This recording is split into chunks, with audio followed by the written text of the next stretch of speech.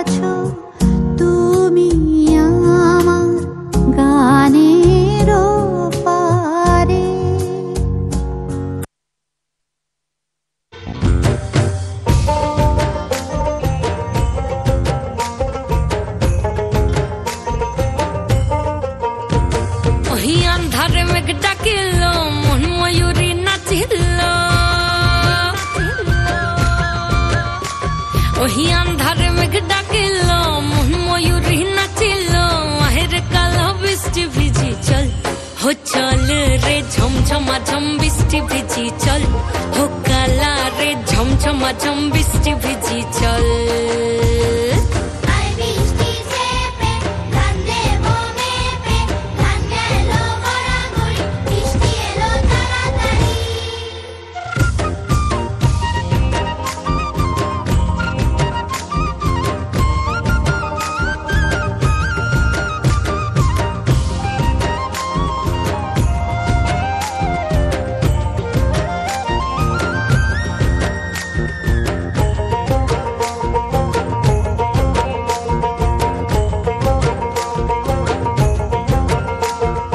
কচু পাতা দিয়া রে মাথা ঢাকা নিয়া রে এমনে এক যাবো যমুনায় ওই পিছল পিছল পথেতে হাতখানি তোর হাতেতে চল যাই চল কদম তলে চল হো চল রে ঝমঝমা ঝম বৃষ্টি ভিজি চল হো কালা রে ঝমঝমা ঝম বৃষ্টি ভিজি চল